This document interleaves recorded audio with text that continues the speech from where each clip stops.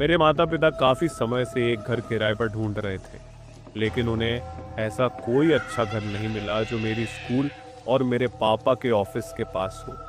काफ़ी समय तक तलाश करने के बाद मेरे पापा को एक ऐसा घर मिला जो मेरी स्कूल के पास था। वह घर बहुत अच्छा दिखता था, लेकिन एक चीज़ थी जो मुझे पसंद नहीं आई।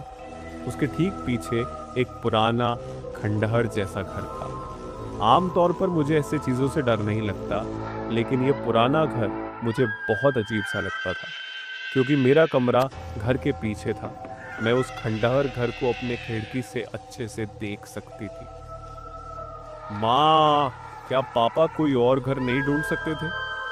मुझे अपना कमरा नहीं पसंद, मुझे खिड़की से वह पुराना घर दिखता है। अन्नी, तुम नहीं जानती कि तुम्हारे पापा ने हमारे लिए अच्छा घर ढूंढने के लिए कितनी मेहनत की है। देखो, तुम लोग मेरा कमरा ले लो और मैं तुम्हारा कमरा लूंगी। मुझे वह कमरा नहीं चाहिए, मुझे वह कमरा पसंद नहीं है। अन्नी, अब नखरे बंद करो। इन बेकार की बातों पर ध्यान देने के बजाय घर को ठीक करने में मदद करो। अपना सामान अनपैक करो और अपना कमरा सेट करो। बहुत काम करना है, जल्दी से अच्छा बच्चा बनो। ओह, ये तो तय है कि मुझे कभी भी मास्टर बेडरूम नहीं मिलेगा। मुझे पहले ही पता था। कुछ दिनों बाद मैंने उस कमरे की आदत डाल ली और धीरे धीरे उस खंडहर घर से मेरा डर भी कम हो गया। लेकिन एक रात कुछ अजीब हुआ। रात के 9 बज रहे थे और मैं बिस्तर पर लेटी हुई सोने की कोशिश कर रही थी। मेरी आंखें खिड़की की तरफ गईं और मैंने देखा कि किसी का चेहरा उस खंडहर घर की ऊपरी खिड़की से मुझे घूर रहा था। यह बहुत अजीब लगा। पहले तो मुझे लगा कि शायद मैं कुछ गलत देख रही हूँ, इसलिए मैंने खुद को समझाया कि ये कुछ नहीं है। लेकिन मैं साफ देख सकती थी कि कोई मुझे घूर रहा था। माँ, दरवाजा खोलो। माँ, क्या हुआ? अन्नी, मैंने देखा उस पुराने घर की खिड़की में कोई खड़ा था। प्लीज आकर देखो। कहाँ अन्नी? वहाँ कोई नहीं है। सुनो, रात के समय साधारण चीजें भी अजीब लगने लगती हैं। मैं हमेशा कहती हूँ कि तुम ज्यादा हॉरर मूवी मत देखा करो। माँ, मैं कसम से कहती हूँ कि वहाँ कोई खड़ा था। सो जाओ, तुम्हें स्कूल जाना है कल।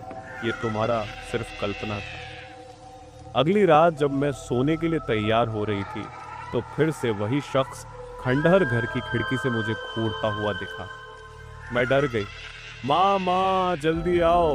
तुमने मुझे पहले नहीं माना और कहा था कि मैं सिर्फ कल्पना कर रही हूँ। देखो, अब वही है। वो कहाँ गया? अन्नी, क्या तुम जानती हो कि ये क्या समय है? तुम इस समय चिल्ला रही हो। तुम्हें इस बात का ध्यान नहीं कि तुम्हारे पापा सो रहे हैं।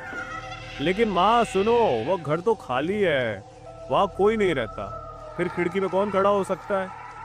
हाँ, ठीक कहा तुमने। यही तो अजीब है, क्या ये नहीं लगता? देखो अन्नी, ये तो हैलोवीन का समय है। शायद हमारे मोहल्ले के कुछ बच्चे तुम्हारे साथ मजाक कर रहे हैं। ओह, मैंने तो ये सोचा ही नहीं। हाँ, यही हो सकता है। शायद कोई बच्चा मुझसे मजाक कर रहा है। अब सो जाओ। उस रात मैंने ठान लिया कि मुझे उस शरारती बच्चे को पकड़ना है। ये जरूर मोहल्ले का कोई बच्चा होगा और मुझे बस ये जानना था कि वह कौन था। फिर मैं उसे उनके माता पिता के पास ले जाऊंगी और वे उसे सजा देंगे, और फिर वह बच्चे को कैंडियां नहीं मिलेंगी।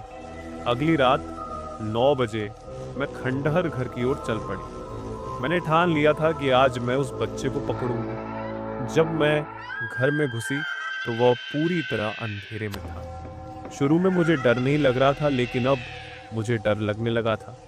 धीरे धीरे मैं सीढ़ियां चढ़ते हुए ऊपर की ओर बढ़ी।